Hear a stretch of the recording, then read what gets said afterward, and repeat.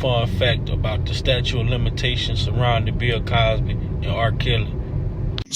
Now we see why last November New York State was so eager to extend its own statute of limitations to file civil sexual assault lawsuits, and why California did the same in January of this year. But both of those states only allow those extensions temporarily. California's statute extension ends in 2026. New York State's extension ends sooner than that, at the end of November of this year. Now, isn't that strange? As much noise as was made about Cosby and statutes of limitations, why did they go to the unprecedented step of extending those statutes so you can sue someone for allegations from 60 years ago, but then they want to make sure that it stops after only a year in New York or after 3 years in California? Why does New York think that the so-called justice that victims are talking about is only important for the next few months? And if this issue is so serious to California's legislature, why do something as strange as make it for only 3 years? Why not make it for 4 years? Or 10 years or 5? Why 3? Doesn't that strike you as an odd number? Because that's less than the standard 4-year political term that most politicians serve. That's why. This is a one-term maneuver that they want to use to manufacture the big bad black man headlines that they need to minimize the amount of time that white legislators get bad press for their own behavior. They might as well call these laws the Accuse Cosby Act, because that's what it is. This is no different than the Mann Act, which was written specifically to go after Jack Johnson. White supremacy believes in crafting laws tailor-made to come after black men. This is not a legislative move. This is just a temporary white media stunt. They need to gin up some convenient headlines for the moment. And as much talking as the white media has done about Bill Cosby and statutes of limitations, it's obvious to everyone who this is meant to apply to, and that's the entire point. The same way you see Republicans passing laws in Florida that are meant to encourage people to sue based on certain things, you see Democrats using the exact same playbook.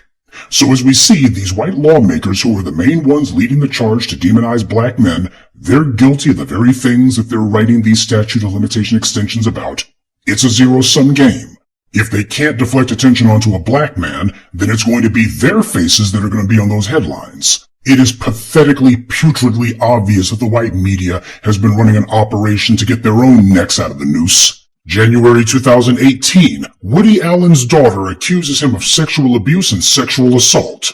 A few months later, Bill Cosby was falsely convicted in 2018. And a few months after that, The New Yorker publishes a follow-up to Ronan Farrow's Weinstein piece. This time, the subject is the infamous CEO of CBS, Les Moonves. At least 6 women were accusing him of everything from sexual harassment to sexual assault. By September of 2018, following an internal investigation by CBS, Les Moonves was forced to step down. January 3, 2019, Lifetime, which is partially owned by the Walt Disney Corporation, put out the Surviving R.Kelly series. 7 months later, R.Kelly is charged by the feds in New York, based largely because of that so-called series. This was a case of the white media and the government working together, and just to show that this was a coordinated effort, just a few weeks after the Lifetime R.Kelly series debuted, HBO debuted their own Michael Jackson smear piece, Leaving Neverland, at the Sundance Film Festival.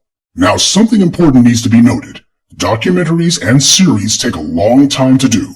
Anyone who follows the development of movies or TV series knows that. Just ask brothers like TBA or Tariq how long it takes them to make their documentaries. It's not a short and quick process. Documentaries by these big companies take at least a year to do.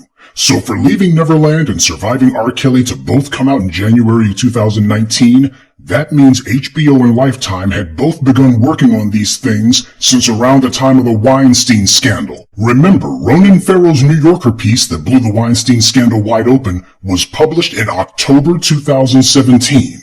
Now, it takes a year for them to make these documentaries, or in the case of R.Kelly, a TV series. From the time somebody does their first pitch to the time that it makes it to air is about a year. So that being the case, you can already tell that they began working on that thing for all of 2018 and at least a little bit of 2017. That proves that Lifetime and HBO are pursuing an agenda.